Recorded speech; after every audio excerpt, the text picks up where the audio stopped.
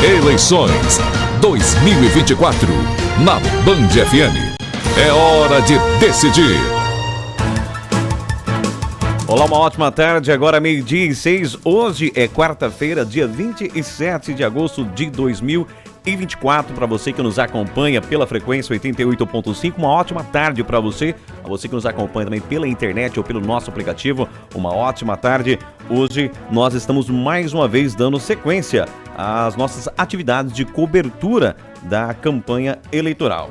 O Sistema Juinense de Comunicação, ele segue então entrevistando aí agora os candidatos a vice-prefeito de Aripuanã, mantendo assim a tradição de bom jornalismo e cobertura eleitoral. O Sistema Juinense simultaneamente entrevista nesse momento os candidatos a vice-prefeito de Brasnorte e também de Juína, que são ouvidos nesse momento pela Band FM. Uma oportunidade inclusive para o eleitor conhecer melhor a proposta de cada candidato. Conforme definido em sorteio, o candidato a vice-prefeito de Júnior del Piaz, professor Adelmo, é o entrevistado de hoje. Candidato, uma ótima tarde, seja bem-vindo, obrigado pela sua presença e por atender o nosso convite. Boa tarde. Boa tarde, Lugerson. Boa tarde a todos que estão nos ouvindo. É um prazer estar aqui, agradecer o convite de a gente falar sobre a política do nosso município, isso é muito importante. Candidato, o seu tempo de entrevista é de 15 minutos, que começa a ser cronometrado a partir de agora. O candidato estava afastado por algum tempo já da política. O que levou o candidato a se tornar aí, a se candidatar a vice-prefeito e quais são as suas principais motivações para esse cargo? Bom, eu fui vereador, né, na gestão até 2021, aí concorri a prefeito na gestão anterior, perdi a eleição e eu já vinha mantendo uma conversa com o candidato Júnior del Piaz, né, no qual eu saí de vice dele agora. E a partir dessa conversa é uma pessoa que tem uma característica parecida com a minha, né? É uma pessoa que gosta de ouvir, né? É fácil da gente dialogar com ele e a gente está precisando na nossa Aripuanã pessoas que ouvem o clamor e as necessidades da população que mais necessitam. O candidato, se em 2016 foi vereador com 227 votos. Justo. Certo? Em 2020 o senhor concorreu à prefeitura e obteve um pouco mais de 1.000 votos. Eu pergunto para o candidato, o que o senhor acredita que pode agregar em termos de apoio em votos ao candidato a prefeito? Ótima pergunta. Nós não paramos, né? Assim que eu perdi a eleição anterior, eu ingressei como diretor da Escola Elídio. Uhum. E até então eu não tinha feito um trabalho ainda de gestão, né? O único trabalho de gestão que eu tinha feito é em relação à minha vida, né? Que eu tive um processo até 2012, a partir de 2012 eu me organizei na minha vida pessoal e sempre, assim, para a gente administrar, primeiro tem que saber administrar os bens da gente, né? Uhum. Então, a partir dali eu fiz um trabalho de excelência ali na Escola Elídio, é reconhecida hoje como uma das escolas mais bem estruturadas dentro do estado do Mato Grosso, né? É a 4ª escola integral vocacionada ao esporte. Então, isso foi um feito muito grande, né? Os alunos hoje chegam às 6:30 da manhã, tem café lá na escola, depois tem aula de intervalo, tem café também, tem almoço. Ali ele conta com carne assada, temos lasanha, à tarde tem suco, e é tudo com polpa e bolo. Então, assim, aquelas pessoas os trabalhadores que ganham 4, 5 mil, por exemplo, para ele é muito bom estar lá na escola, que o aluno ele tem uma boa alimentação e uma boa qualidade também na escola, né? Só para citar aqui rapidamente, no ano passado, o governo do estado ele premiou 100 alunos do estado no inglês para uma viagem para a Inglaterra. E na nossa região aqui, foi o aluno ali do Elídio que foi contemplado, né? Um dos 100 melhores alunos do inglês dentro do estado do Mato Grosso é da Escola Elídio. E recentemente agora, está fresquinho essa informação. Eu montei lá na escola um laboratório de robótica, Certo. que é a sensação da nossa escola, né? O laboratório de robótica. E nesse ano eles já foram vice-campeão estadual. Então aí já mostra a importância dessa escola dentro do Então, o nosso senhor município. acredita que esse trabalho como diretor na escola vai ajudar na somatória de votos? Não me resta dúvida, porque você falar é uma coisa, é que nem eu dizer de mim a pessoa que eu sou, mas o que, que o outro vê de você? Certo, o que, que ele candidato. enxerga? Mas deixa eu só fazer uma observação. Ok. O senhor foi diretor, o senhor como o senhor disse, esse trabalho como diretor, como gestor da escola, o senhor acredita que pode somar. Mas vale ressaltar que o senhor foi demitido praticamente no dia da noite como diretor da escola. O que aconteceu então? Tá. Foi mais ou menos assim. Eu era presidente do DEM. Uhum. E o DEM ele se uniu com o PCL formando o União Brasil, Certo. certo? E nesse período eu perdi a presidência da União e 2 semanas depois a Secretaria de Educação cessou. Na verdade não é a demissão, é a cessão. Porque lá a hora que o secretário de Saúde achar que tem que retirar, sem justificativa nenhuma. Eu tenho documento sem justificativa nenhuma, só Mesmo pediu o para senhor cessar. fazendo um trabalho bom, como o senhor disse que estava. Eu acredito que o motivo foi o trabalho bem feito que foi feito na escola, porque esse é nítido, né? Esse é visível, palpável. Olha, eu falei aqui meio enrolado. Mas assim, os pais e os alunos lá são prova do trabalho que a gente desenvolveu lá naquela escola. Agora, candidato, as 2 últimas gestões em Aripuanã, houve atritos entre prefeito e vice. Não foram as melhores aí relações entre prefeito e vice. Como o senhor, caso eleito, né, junto com o seu candidato a prefeito, como será a sua participação na gestão? É fundamental a gente entender a ordem cronológica das coisas, Certo. certo? Mas isso também não dá o direito da gente conseguir pontuar. Por isso que é importante. Por que eu estou com o Júnior da UPIAS? Né?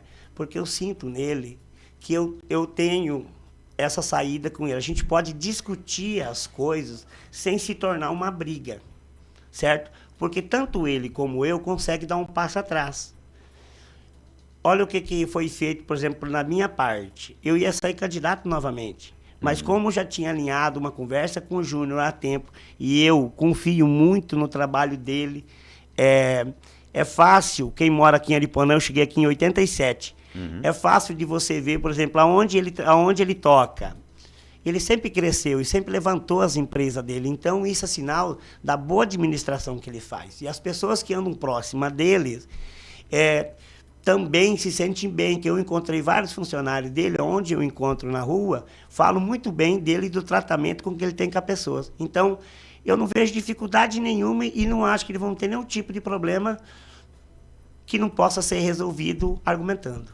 Agora, Aripuanã tem o distrito de Conselvã e lá existe hoje uma subprefeitura, certo? Conselvã tem vários anseios, várias necessidades também, tem mais de 7 mil pessoas morando ali. Muitas. Como é que vai ser a interação de vocês com Conselvã, caso vocês sejam eleitos? Lá a gente vai criar tipo um conselho, né? Um grupo de pessoas, como se fosse um segundo vice, no caso. Lá há necessidade disso, né? Para eles administrar os recursos. Tem alguns que não é possível, como, por exemplo, a saúde, a educação, que já tem aquela demanda, né? Mas outros podem ser resolvidos por lá. Por exemplo, a Sinfra, né? Vinha muito problema aqui para a cidade e fica muito difícil o secretário daqui resolver lá. Por isso que há a necessidade deles resolverem lá quais são as necessidades deles lá e eles decidirem sobre esse recurso, né? Porque se a gente for pegar 7 mil a 8 mil pessoas e levando em consideração que Aripuanã tem entre 2020 foi 22 mil pessoas, não é isso? Então, pelo Isso. último censo que eu lembro, 2020 é isso. Então, é o que? Ultrapassa a casa dos 30%. Mas quando for em recurso, eles não recebem isso. Então, eles não estão levando o Conselvan a sério. Se Conselvan produz para isso, ela é de obrigação do gestor passar esse recurso para eles, para que eles consigam desenvolver lá dentro o que eles mais precisam. Candidato, ainda resta do seu tempo 6 minutos. Tem mais algumas perguntas. O senhor é professor, Justo. né? Então eu pergunto para o senhor, como é que o senhor avalia a educação hoje no município? A educação, em geral, do estado do Mato Grosso teve um alavanque aí do governo do estado, né? Tanto é que saiu há poucos dias atrás, saímos de 22º colocado para o 8º colocado. Então, o município de Aripuanã está dentro desses dados, então ela contribuiu para que chegasse nessa melhoria, né?